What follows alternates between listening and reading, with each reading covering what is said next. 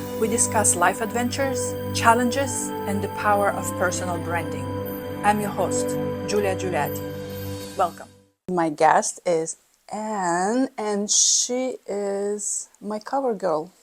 I was doing this project celebrating women over 50 who are willingly and happily wear their gray hair. Still doing it. Yes, and look fabulous. So Fabulous in Gray is rocking big time. This project first part ended up in a book, Fabulous in Gray, and of course she is on the cover very beautifully. And I continued this project, so if you're interested, please check my website. You can be the next cover girl. I remember when you posted on your Facebook page that you were looking for models with gray hair and you're very comfortable with it. And I read about your project and I thought, oh, that sounds like fun. And I happened to be working at the time just right up the street from your studio, so it turned out to be quite convenient. But the whole idea of it really attracted me because I am an older woman. I've never dyed my hair. I don't go to any great lengths to appear younger. I have an ethic of staying active and healthy, but it's not based on being younger. You know, I am who I am at my age, which is, in a few months, it'll be 72. Fabulous. Fabulous. You have an energy of a 20 years old. Oh, gosh, I wish. Aging is something in our society, we don't really talk a lot about it. It's kind of hidden away. That's why you have to have projects like you do, is to bring it to the forefront. But I think it's coming. It's coming slowly out. More women are talking about this, expressing, and you feel it from other women. Yes, that you they're do. much more open and much more braver. Yeah. It's a bravery too. Yeah, it is. The external appearance, the beauty and the fashion is kind of the public face of it, but it is, of course, a much bigger journey than that. And health-wise, we all begin to decline at some point. And I'm feeling that now. 5 years ago, when we were doing Fabulous in Gray, I was a much more energetic person. But then we had the pandemic and I had COVID and I am feeling 5 years older. Well, that's special circumstances. Yeah. But now you just said you started weightlifting. I have. How is it going? Well, it's going slow. I'm at the beginning and I feel exhausted after one of my sessions. And you've never done this before in your life? I did do some. I was never an athletic person growing up. I had to find my way into this. I was not in that age group that got to take advantage of Title IX sports for girls. None of that was in my background. But in my 20s, I really just started being much more active. And 20s through 40s, I did do some weightlifting. And I remember feeling my strongest that I ever was at age 44. And it was wonderful. And then a month later, I was diagnosed with breast cancer. Wow. And everything changed after that because I had a long period of treatment and debilitation. But I do think back at age 44, that was sort of my physical peak. So you're coming back to that feeling I now. hope so. But there's another reason for this. In addition to, just wanting to feel vital and relevant and healthy, I have to be concerned now with osteoporosis. And this is a topic that women of all ages really should be interested in. It is a silent disease. I have it now. I was diagnosed 2 years ago, and I have to take a special medicine for it. It's thinning of your bones is what it is. And there's so much more you can read about on the web about it. But I have made quite a study of it now. I have been undergoing some training to be a peer educator for the Bone Health and Osteoporosis Foundation. And women at all ages need to understand that their particular biology of hormonal changes will really affect their bone health later in life. So as young women, you reach your peak bone mass at about age 30. As young women, you got to hit that high point. Don't starve yourself. Be active. Be strong. And so, if teenage girls get into that horrible dieting thing, that can be a real risk for their health later on.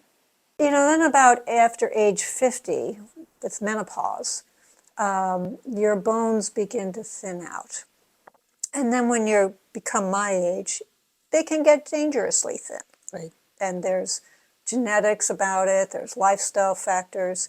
Isn't that also why you're taking weightlifting now? Yes, it is. It is exactly why.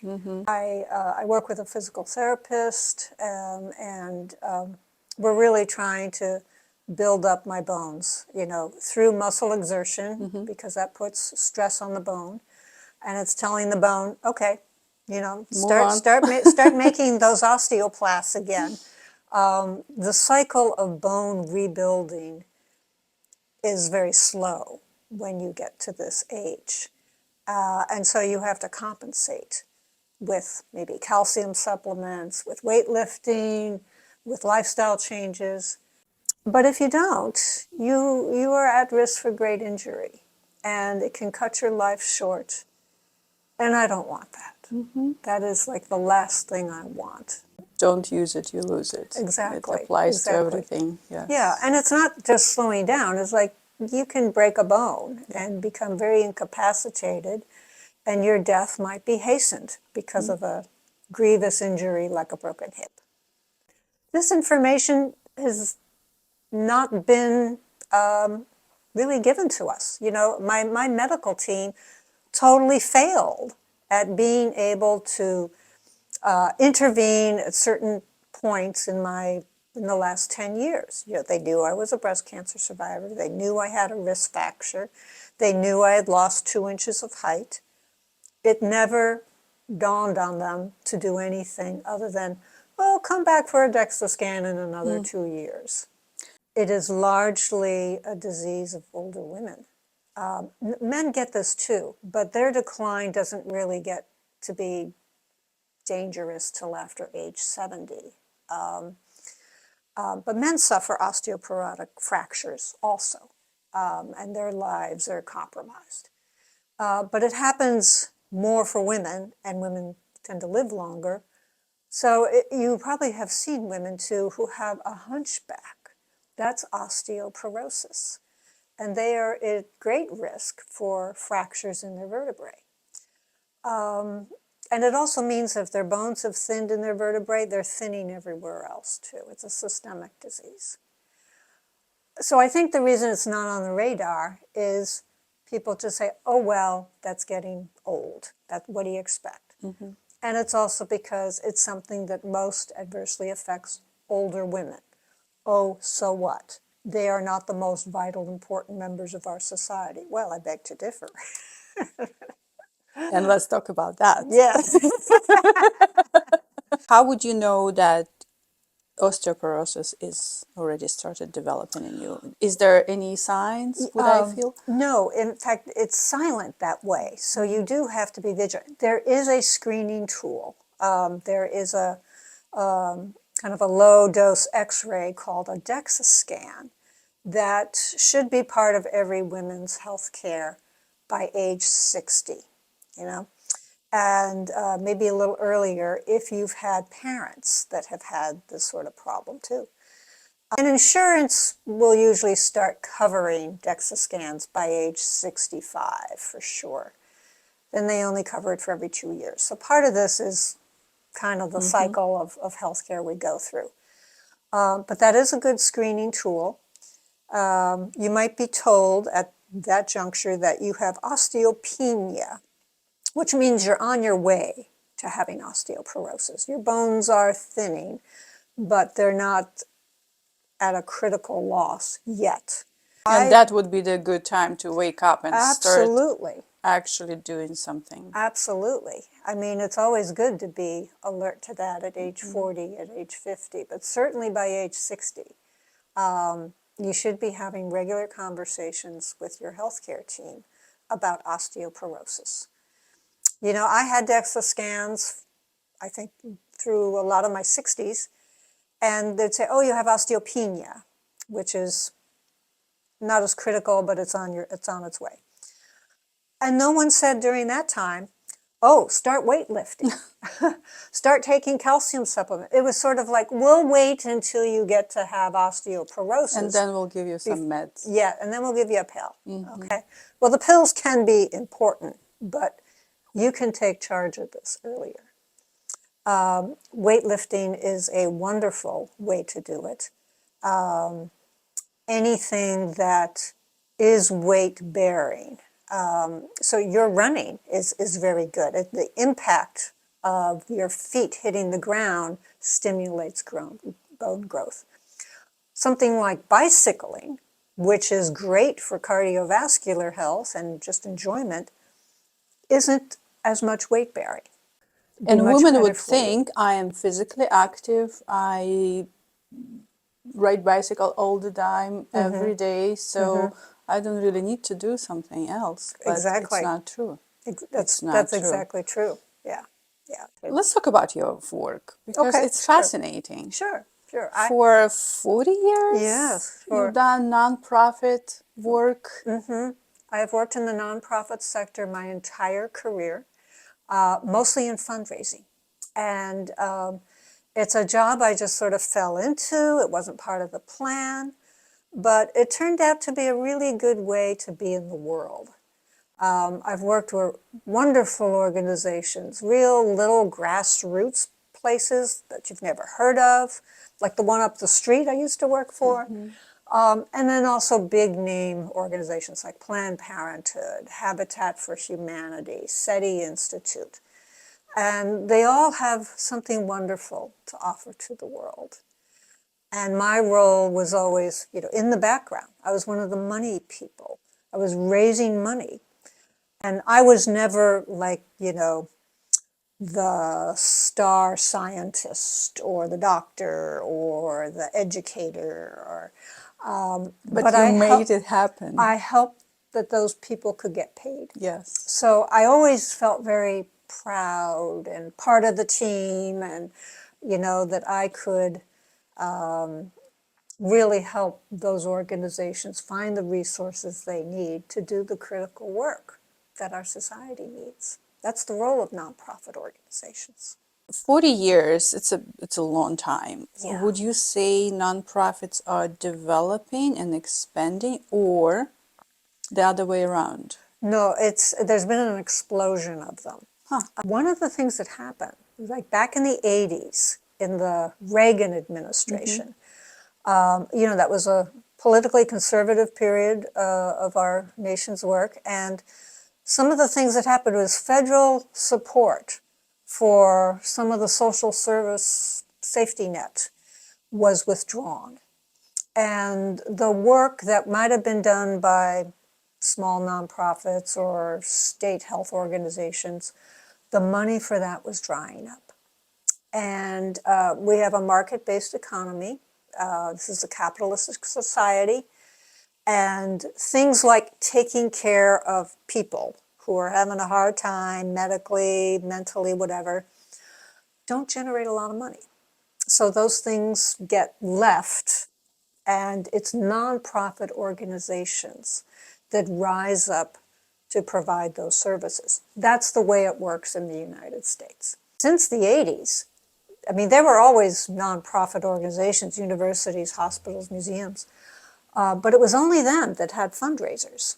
The rest didn't have to do it. There was government money to support them. Well, that began to dry up. So since the 80s, it has been a struggle for nonprofit organizations to find the resources to do their work. Some responded by getting bigger, by becoming more fluent in how to find money to do their work. And with every year, there are always another crop of impassioned people who want to make a difference in something, whether it's animal care, whether it's for mental health services, immigration services,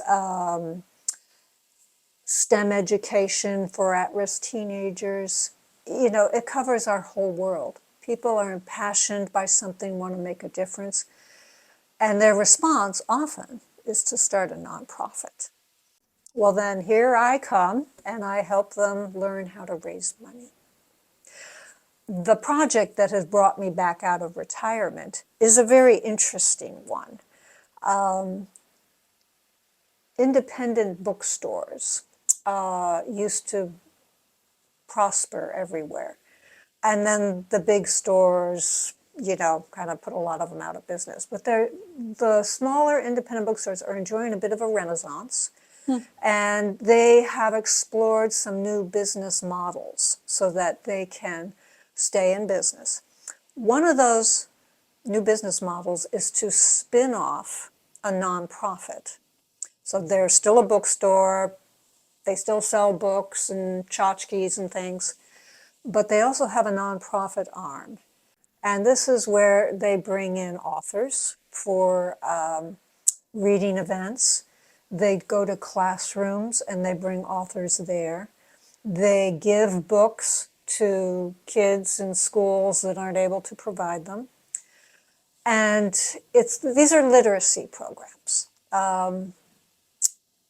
People's ability to read and think critically has declined in the last couple of decades, a lot due to technology. It's still a critical skill. And so these new nonprofits are part of literacy movements. I am now advising 4 different bookstores that have recently spun off nonprofits and are doing these sorts of speaker series, critical thinking, literacy programs. There is a very philanthropic organization that is funding this effort. And it is a group that believes very strongly in civil society and all the things that will support that. So they do a lot of different work. Their portfolio is quite broad, but they got interested in independent bookstores about 5 years ago and started this. So I'm working with a bookstore in Appalachia, in West Virginia. I'm working with one in Decorah, Iowa, one in Salt Lake City, and another in New Orleans. So it's interesting. When project like this started, who initiated? Are the donors initiated the whole project? They have an idea what they would like to have, or the writers, or This came from the booksellers themselves, the bookstores. I lived in Silicon Valley before moving out here to New York, and I got involved with a bookstore there, Kepler's Books, in Menlo Park, California. Very, you know, nationally known and very, very important in the life of Silicon Valley. And they went through a difficult transition, but came out of it pretty strong. And it was the head of the bookstore, Praveen Madan, who is a very creative thinker and really brought this idea of new business models for bookstore to the fore. And so he, you know, this is a small sliver of work, but he's known nationally among the people who pay attention to this. So he was doing it. And I was in his bookstore one day and I said, I really love what you're doing. By any chance you need any help fundraising? And I was like the answer to his prayer. I mean, literally, he was like, I have to find somebody who knows about fundraising. And then I walked in his door. So, so I became involved, and I was on the board of their literary foundation, Kepler's Literary Foundation. And they were one of the first bookstores modeling this particular arrangement. The bookstore is prospering, but it doesn't have to fulfill the social mandate. It has a nonprofit arm that can seek financial support from others to do that. And Menlo Park is a wealthy community. It had the money in there. So people in that area noticed this and said, yes, we believe in this vision, let's support it. And it was out of that group of philanthropists, that this new group emerged to support it nationally, in addition to locally. Really happy to be back in the game because when you do retire, you lose some relevancy in the world. You know, people think you're just off playing pickleball or something. Everybody think I work so hard, I'm waiting for the retirement, and then I'm gonna leave. I have found it hard to turn it all off, you know, because, and part of it is, you know, that image I want to project of being a healthy, vital person. We define ourselves by our work roles mostly in this society, and that's not all good, because when retirement's there, you lose that identity. So I've got a little bit of it back, and I'm glad. But I haven't spent all my couple of years of retirement playing pickleball. Actually, I don't play pickleball at all. But I'm also a writer. Yes. And I finished my first, I've published a previous book years ago that was a nonfiction memoir. And, but I had another book in me that was a long time gestating. And during pandemic shutdown, I decided to make this my pandemic project. And I finished it. And I got it published. And it's been out in the world for a little over a year. It's this book, Against the Grain. And it is about a time in our country's history during desegregation in the 1960s. That's the historical context. Specifically, it is about a young teenage girl. Would it be who, you? No, well, there is a connection, but no, it is not me, because the young teenage girl in the book is a black girl. And I'm obviously, I'm not black. But this takes place in a town in New Jersey, very much like the town I grew up in. The book takes place in the years 1962 to 64.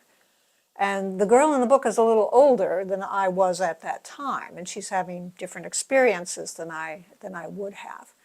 But it is a milieu that I knew and witnessed. All throughout our country, there were great struggles and strides around desegregation. Up here in the North, we tend to think this was a Southern problem.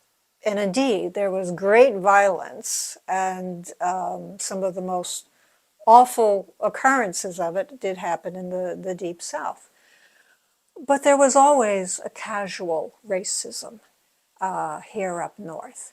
And that's what this book shows.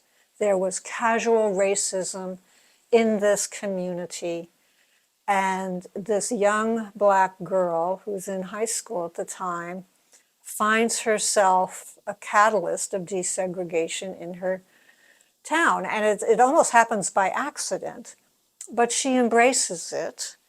And the book is a story about 6 different people who have each a different perspective moving through this time period. It is based on some real things that happened during that time in New Jersey. As part of the casual racism, there was a tendency for some service businesses to not want to serve black people. I mean, this happened in the five and dime stores. It happened a lot of places. In my town, it also happened in barber shops. And there were barber shops that whites went to and barber shops the blacks went to. And if a black person went to a white barber shop, they would not be served. This happened in my lifetime. And as the black community and their allies organized themselves to confront this discrimination, there were test cases applied all up and down the eastern seaboard, as well as in the southern states too. In New Jersey, it happened that local universities got involved and would organize around this, gain support, and then put a test forward, and when the black person is refused their haircut, then they would sue and try to effect change that way. So this happens in this community, and this young girl takes a stand in an era where people didn't want her to get involved at all, and also where they thought she's young, she's a girl, we don't, she's not a threat, we don't need to pay attention to her, and she shouldn't be doing this stuff anyway. So it is her journey through this time period. And she ends in a very different place than where she starts.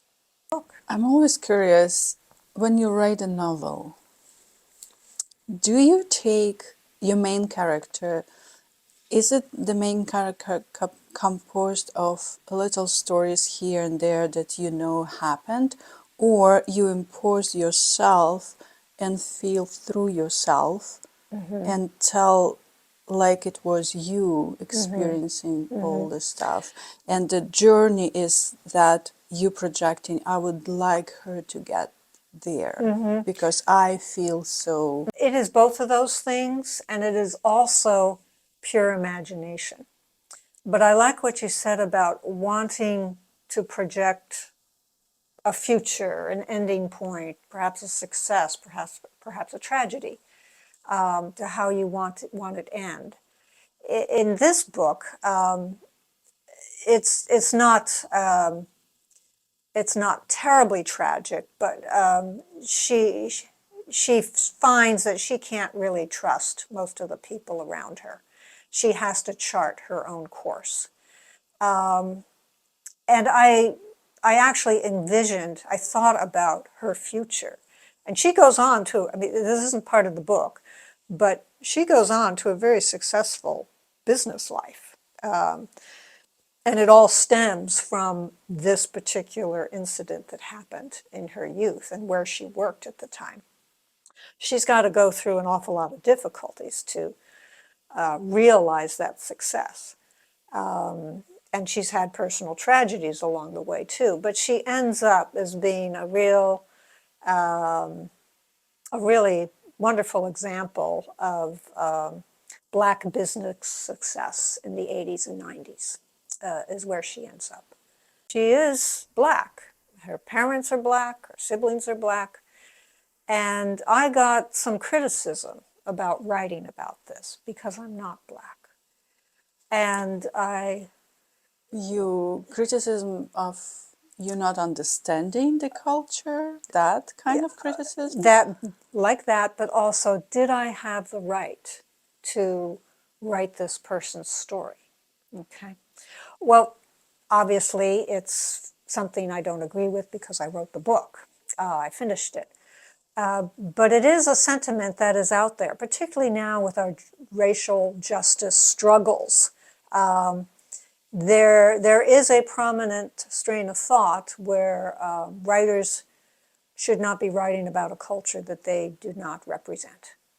I always knew that this would be a barrier in the completion of this book, but I am here to say that I thought a great deal about it, talked with people, worked with other Black authors and editors to clarify my own thinking and get their take. I read widely about it, and I came to the conclusion that it's fine.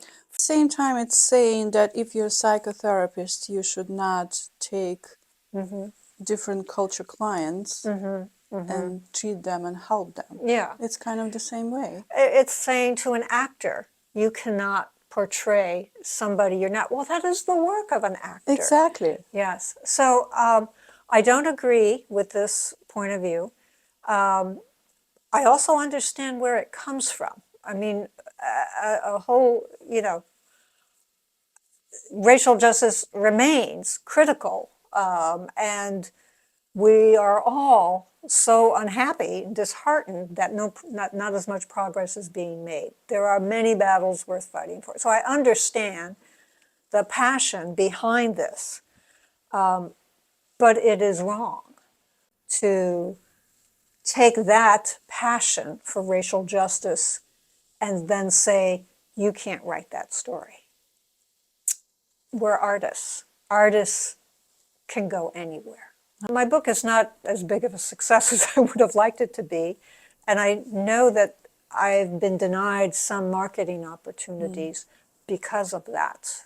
I did a presentation through a local historical society in New Jersey that was wonderful because people wanted to sort of reconcile themselves with these events that really happened during the 60s.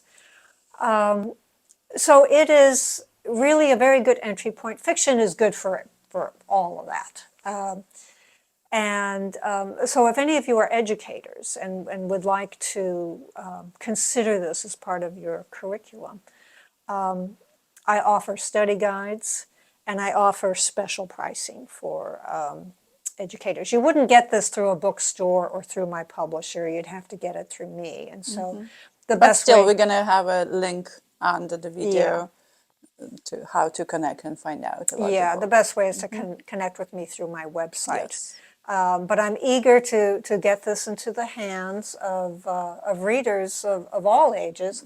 But I think it has some special resonance for teenagers. So how was your teenager years? Oh, well, I did grow up in New Jersey, and pretty, I'd say most people were indifferent to me. That's how I think about it. I was not, I was middle class. I was raised in a Catholic family in a Catholic parish. That was a big, important part of the life. I went to a public school. I had no big tragedies. I had no big successes. But what I do remember was the indifference. And I think that's because I was a girl. We were just there to grow up, get married, and have children. And people did not pay attention to my questions, to my interests. I mean, this was my family, my teachers, my whole community. I got my biggest sense of what my capacity could be from my after-school job. I didn't get it from anywhere else. Which was? My after-school job is actually duplicated in this book. I worked in a jewelry store that was a small family-owned store. It was a beautiful environment. I mean, who wouldn't love working around gold bracelets and rings? I mean, they also had this was the 60s, so that was the time when young women who were going to get married had bridal registries. We had all the stuff. We had the silver, the crystal, the china, the bridesmaids' gifts. I mean, it was sort of like this fairy tale existence. It was a thing back then. Everybody did this sort of stuff, and there were stores that sold these things. And so I worked in one of those stores. And while it was a beautiful environment, there was a lot of hard work. I mean, you had to keep that stuff clean. I was washing and polishing silver all the time. So there was a lot of sort of drudgery work. But I kept at it, and I learned how to be a good employee. And that changed my life. That was the thing that projected me forward into the world. What is to be a good employee? Well, you got to keep your employer satisfied, and that may be your boss. It may ultimately be yourself if you become self-employed. But I had developed a good work ethic, show up on time, do the job, go the extra 10%, customer relations, all of those things served me well as I moved forward into the world. And when I think back to my childhood, my growing up, I mean, there were a lot of signs there that I had an intellect, I had a curiosity about the world. I would have liked my life to have gone in a different direction than it did. I mean, I am married and remarried again, and my husband had a long career in the United Nations. I would have liked his career. That would have suited me just wonderfully. But people would have had to have paid attention to me, and that's what didn't happen. So, I'm not a deprived person. I was fed, clothed, sheltered, And but then I was kind of on my own. So that's where that went. The support was missing in terms Yeah, of development. yeah, yeah. I had to figure out my way, and I had a few detours, and I'd say there was a good part of my life in my early 20s. I really didn't know where this was going to go, and I didn't see where opportunities for me were. So, Are you different now? yes, How? will not wait for someone to show me the way. I will create the way. And that's what 50 years of work will do to you. So I'd say probably the most tragic thing about the way I was raised during that time is that, I was socialized to be a good girl, a good Catholic girl, and wait to be invited, wait to be nominated, wait to and be polite and please people. I mean, in the whole scheme of things, that's not a great tragedy, but it was also very limiting. When did it change for you? It was after college. When you're still a student, there's still a bubble around you, some insulation. And when that's gone, you see life how it really is, and how it's a bit of a race, it's a bit of a game, and you're the main character. And if you wait around for people to invite you places, you might be waiting an awfully long time. You might not get to go to the places you want to go. So, Was it scary to start acting differently? sure, sure. I mean, I don't remember an exact moment where it was like it was, day and then night. But I do remember, bumping up against places where I wasn't going to be invited in because the men were controlling that particular space. And I had to find the ways to get in. Some of that was just through good, honest, hard work. Some of it was by bravery. Sometimes it didn't happen. This didn't all go like clockwork just because I figured it out. Sexism is still very pervasive. But I remember, often, everywhere, men talking to me like they were the expert, and how were they going to help me with my amusing little questions. And I remember feeling very indignant about that, even, in my early 20s. And sometimes I had to keep my mouth shut. Sometimes I had to push it. It was all trial and error. There weren't people really showing us how to do this. How about now? Oh, well, I think younger women have much more freedom about this. I don't think they've been socialized the way that I was. Even now, I still have to catch myself once in a while and just say, "Oh, Anne, don't wait to be invited. Just go. Just do." But it's still in there, and I have to challenge it. But I'm sure you feel much more free to make Yeah, choices and to build yeah, your life like you want to do. yeah, yeah. No, I really feel like I charted my life. I had some help, I had some guidance, but really there wasn't a lot out there. I mean, there are wonderful political figures, women who made, enormous strides. Shirley Chisholm is an example I love to point to. Patricia Harris. So this helped too. I was very involved in the women's health movement from early on. Back then, in the 70s, that was sort of akin to what racial justice is now. Also, the Vietnam War. So, the way you got yourself involved politically around what the pressing issues were of that day did a lot to project women and this women into the wider world with confidence. So I was very involved in the women's health movement. I worked in reproductive health care for an awfully long time. I started out as a health educator for at-risk teenagers who were at risk of having pregnancies when they were very young. And I worked through abortion legislation.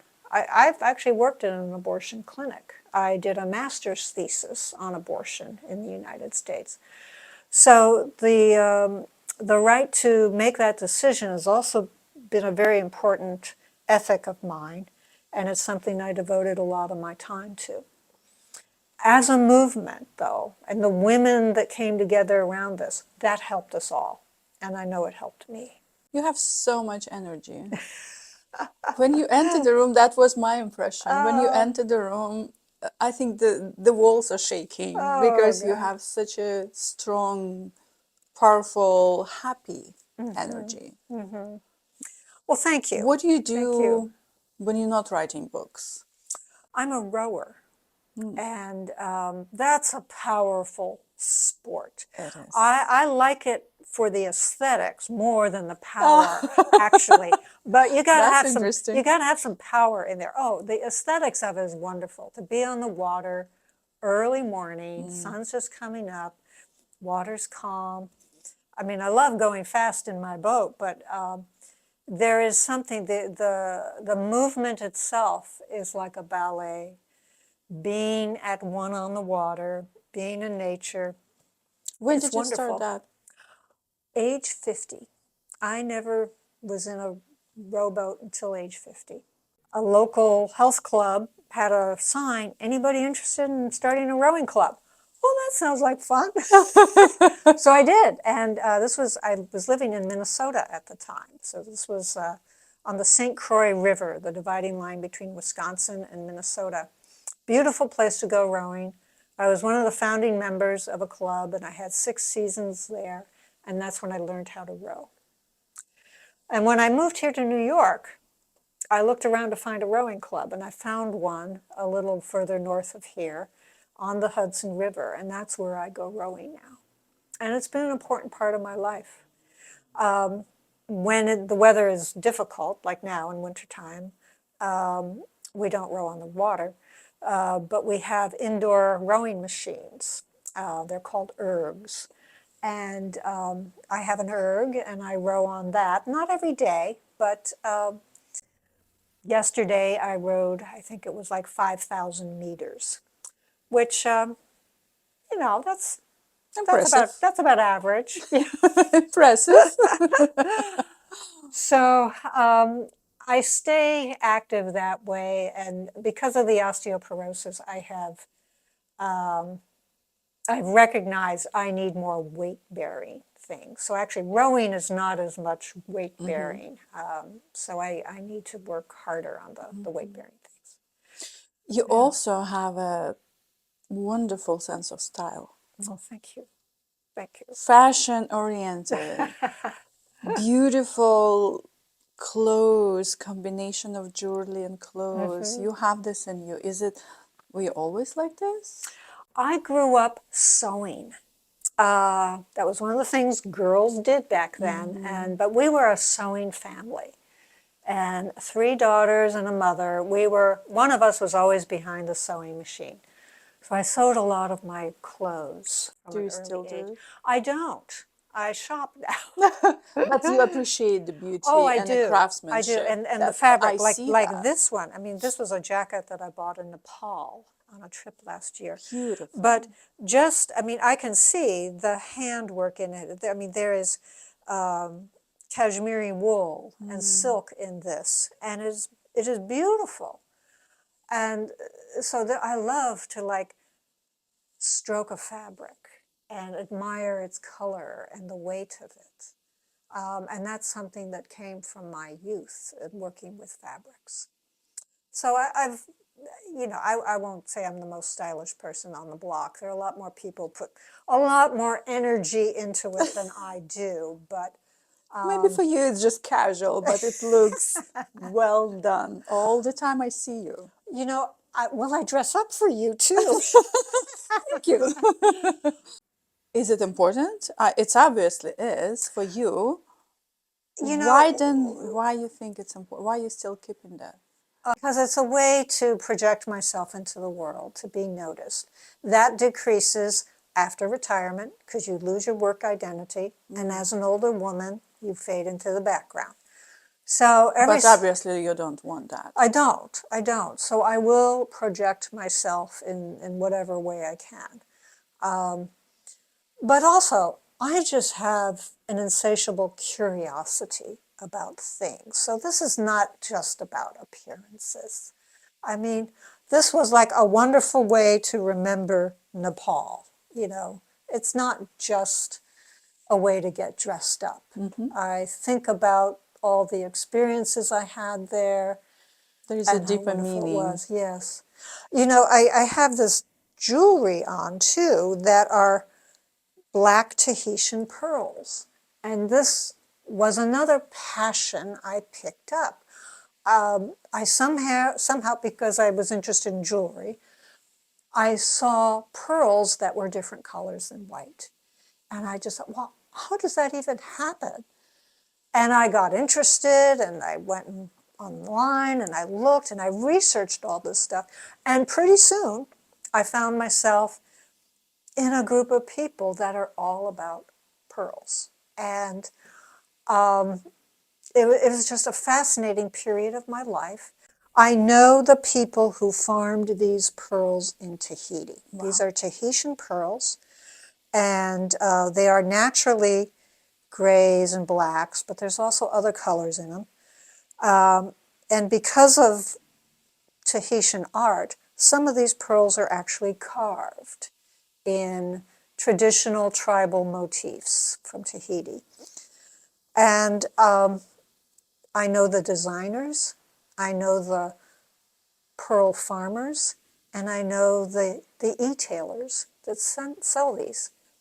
And so that is not just about fashion. It is about this network of relationships and of fascinating information that I mean, it's available to anybody. Anybody could do this. I just happened to see pearls of different colors than I expected and went looking and just found these wonderful people and beautiful objects. It's so interesting when you're talking about you being a teenager and nobody is, so to speak, paying attention to you. Now I know you now and listening to you and experiencing you. You're such a vibrant, interesting person. I think every person will be absolutely attracted to you all the time. I think there will be like line of men waiting for you. Well, no, I'd have to say it wasn't always like that. But But what I see now, it's absolutely, you radiate this happiness and this interest. one of the driving things in my life is that I refuse to have a boring life. I just, I am not going to be the person happy to stay at home and read and watch TV. And I would assume that you will attract the same kind of people. Well, hopefully. I mentioned I'm remarried, and Let's talk about that. yeah, well, he's a wonderful man, and we go do wonderful things together. But we're both and he's a little older than I. He's 77, and we're both are slowing down. So there is a little more sitting at home reading and TV, but almost every day we have some interesting conversation about world politics. That was his world. He worked in the United Nations in development programs in the developing countries. He's lived in many places. He's had amazing experiences. And it satisfied a lot in me to get to know him. We met online. How else does this happen? But we met online. Actually, it was 7 years ago. And so online dating is working. Yes, it's worked a real for thing. me. Yes, yes. Okay. And we met online and had an online relationship for and a telephone relationship for several months before we ever met in person. He was here, and I was in California, so we had to, we had a bi-coastal relationship. But he was still doing consulting work for the UN. He's fully retired now. And after a life on the road and in a lot of difficult living environments and political environments, he has lived through many civil wars in other countries. He has seen a lot of awful things happen to good people. So we will have interesting conversations about current politics, about the emerging situation in a country like Myanmar, or Hong Kong. I mean, these were things just in the news this week. And he's part of a retiree group that go on a trip together every year. I thought, well, this would be a good way to get to know him better, to see if we've really got something here. He invited me to come along on one of these trips. So we went to Vietnam, Laos, and Cambodia in the company of some of his UN colleagues. And last year, that's when we went to Nepal and Bhutan. And this year coming up, it's Armenia and Georgia. Wow. So it's usually in the fall. But that has, the relationship, as well as being a good interpersonal relationship, has led me to a lot of places I would not necessarily have gone to. So from your experience now, what would be suggestions for others, women over 50, 60, how to, is there love after 60? Oh, there is. There is. And what's the best way to find it? I was on all those traditional online sites, what was it? Match,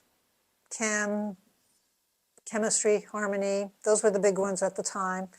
It sounds like a chemotherapy regime.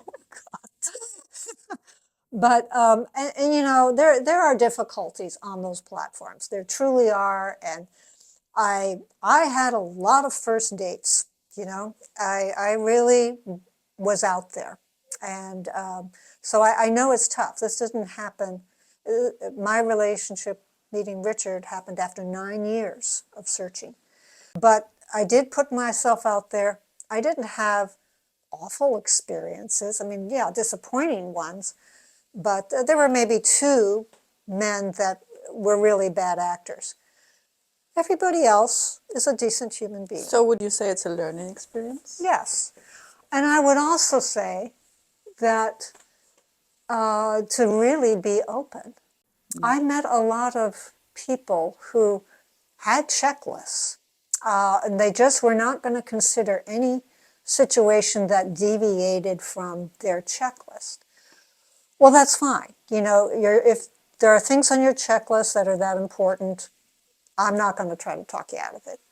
But that checklist can hold things back. I didn't have a checklist.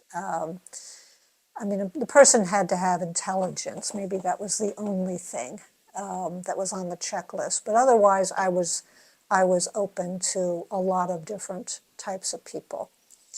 And during that period of my life, I dated some older men, some younger men, men outside my race and economic status. And, most of them are just good people. They're not going to be your people, and I wasn't their people. How would you know that? I guess sometimes there is a spark. And I think you mostly know after that first coffee date whether this Feeling is or going to logic, go. what comes first? For me, it's feeling. And, your antennae are out and you can just tell that somebody's not into you. Well, there's no reason to pursue that. It is a difficult journey to find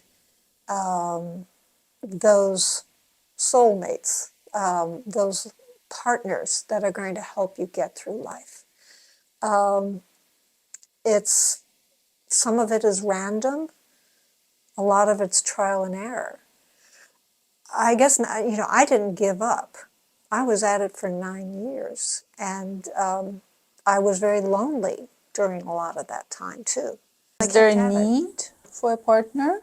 Because some would say, I'm old enough, I am independent enough, I don't need anybody. That's valid, and I think at different stages of your life, you will honestly embrace that. But at that stage in my life, I wanted another partner. Why? I wanted, well, I had been married before, and I had been married for 30 years. And I'm not going to say he was a bad man. He was not. But the relationship had run its course, and I needed something different in my life. And so I was the one who left. And I thought that was the hard part. It was hard to do that, but the harder part was, okay, I guess I was 56 when this happened. I left my husband of 30 years, and I moved to Hawaii for a job. So charting my life after that was a challenge. Because some women will say, I had enough. Now it's all about me. Exactly. Yep, I don't need anybody else. exactly. Why would you decided to, no, I would like to do this again? I wanted a big love in my life, and I got it. I had to really look for it, but I got it.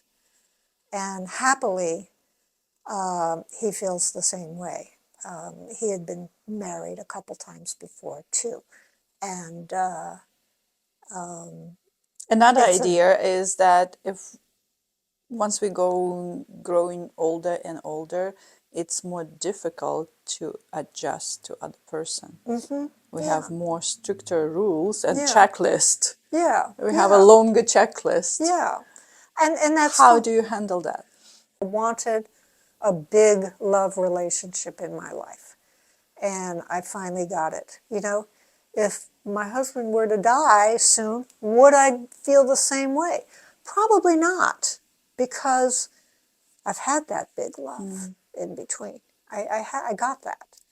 And maybe, in my 70s, I'd feel like, well, no, okay, I am fine to be on my own at this point. So I think you should consciously choose this. Choose, like, no, I don't really want to be in that horse race of looking for another person. I am happy doing what I'm doing, and I have a lot of friends. At this point, at that stage in my life, I had moved around a lot. And so I was not in my home community with my longtime women friends of 20 plus years. I was in Hawaii, where I was I was just an older white woman from the mainland, and it's a very youth-oriented culture in the Hawaiian Islands, and someone my age is really just thought of as you're a grandmother, and that's your role in society out here. That must have been tough for It you. was. It was actually. I mean, Hawaii is wonderful, and people love their lives there. But because of my situation, I was 56 when I arrived, and on my own, and that was hard. And I was out on one of the outer islands. I was not in Honolulu. So it's a radically different environment than where I'd come from. I mean, it was beautiful that way. And it's a beautiful place in nature. I mean, everybody should get to go there. And lots of people have migrated there and absolutely love their lives. But for me, socially, it did not work out. And I spent 4 years on Hawaii being lonely, but I was projecting myself into the world. I had no partner, I just had myself. I went anywhere I wanted to and had lots of wonderful experiences. But socially, I was not getting what I needed. So I guess another suggestion would be Move. Yeah, you If you're can. not comfortable, Yeah, change. yeah, yeah, Don't stay. yeah. I didn't stay in Minnesota with the husband of 30 years. I tried Hawaii for 4 years and I didn't stay there. And I went to California and that was a little more comfortable. But I still, I mean, you bring all your problems with you. Exactly. You know, a move doesn't You bring yourself solve with everything. you. Exactly. You know, I still had the work of projecting myself into the world in a way that would satisfy me. I would find relevance and hopefully make the social connections I really wanted. And I was able to do more of that in California because of the sort of society it is. And I loved my time in California. But it was an expensive place to live. I knew I wouldn't be able to retire there. And so when my relationship with Richard developed enough, I thought, okay, I'll move out to New York. Turns out we were born in the same hospital in the city, Wow. of all things. Yeah. So here I now live in Croton-on-Hudson in a community very much like the one I grew up in New Jersey. I never thought I'd be back on the East Coast again, but here I am. And I've had a lot of wonderful adventures in my 71 and a half years. What's the future holds? I am working on a new creative project. I'm not sure exactly what it is. I always have a lot of ideas. And so I'm ready to try out a new one. I am very interested in the idea of a graphic novel. I just took a cartooning workshop. I'm reading graphic novels now, and I think there's one of those in me. Wow. So there's that. I have other, I'm very interested in book arts. I've taken a number of different book arts workshops over the years, paper making, paper marbling, printmaking, letterpress. I admire the art form, so I have my foot in that area too. And more writing projects. And I know you have playwright and Yes. Oh, I'm glad opera, you brought that up. Yes, yes. I I and it was love staged in California, New York, in Minnesota. Minnesota, and Yes, Hawaii. yes. I have been a I mean, I've been a writer of books and essays and short stories, but I've also been a playwright. In fact, I started out as a playwright.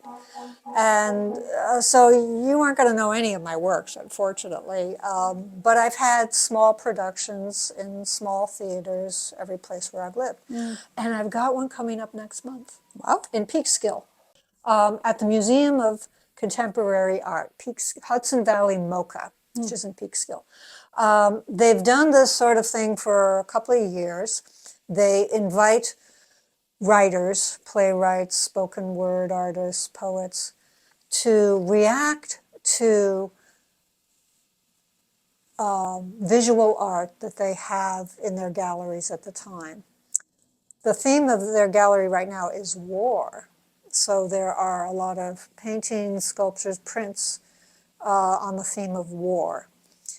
And so they asked the writing community to respond to this, and then they put together like a theatrical presentation.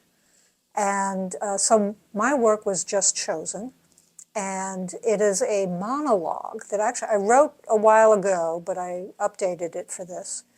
It's called Woman Bakes American Flag Cake, the Matriot Act. Wow. It's a bit of a parody on a story about a woman who, after the 9/11 tragedy, she didn't know what to do with herself, and so she made an American flag cake to express her patriotism and love of her country. And a popular magazine, the Onion, made a parody of this. And it was very amusing and it was fun. But I took it a step further. And I created this character who gets up and explains exactly why she made that cake. And it's a bit of a history lesson about how America used the land, stole the land, and maybe brought this war upon itself through its actions. And she's making a cake while she's saying all this. And she even sings one of the lesser known verses of the Star-Spangled Banner, which highlights these other themes. Anyway, it concludes with her offering the cake to the audience and saying, "Have a piece, it's good for you." And because it is good for us to eat all our history. That's the message, love your country, and be willing to work for it, to work for everybody, but acknowledge its dark side too. So you got to eat that. So you're Writing quite a that's revolutionary. performed. In my own From way. all your stories. It's a beautiful, wonderful, cruel world out there. I see it all, and part of me wants to fix it. Part of me wants to live my own life and find my own happiness. But I can't imagine living my life without doing something to make it a better world for everybody. Why it is important. It just seems like that's the debt you pay for being alive. I grew up without the sort of strife that we're confronted with in the news all the time. It sort of was a golden era of American life, the 50s and the 60s. And I had that advantage. So, part of it, this is part of being a human being, taking care of your fellow travelers. So, and I guess that's how I became a fundraiser for nonprofits. It's all connected. And that's how you end up on the cover of Fabulous and Grey magazine, because it's kind of the same message. Yeah, well, you put yourself out Make there a in the world. difference, be brave. Yeah. And express who you are. Don't have a boring life. So, yeah, it is all connected that way. And sometimes it's just fun and lighthearted, and sometimes it's deadly serious. Yes. But it's all the same impulse. Don't have a boring life. Do you have the book with this name? I guess that might be the last should book I be read. coming. Yes. Seems like I probably should address that in a more formal way. Maybe that will just be what I put on my tombstone, I never had a boring life. She made a lot with what she had. Yeah, that's what will be on my tombstone. So, the moral of this message, don't have a boring life. Yeah, go out there and get the life you want. Have enough introspection and bravery to figure out what that is. Yeah, make a difference for yourself and for others. Yeah. Thank you. Thank you. That was wonderful. I loved it. Thank you. And all the links how to get to and contact her website will be under the video. So yeah, check it out. Hope to hear from some of you.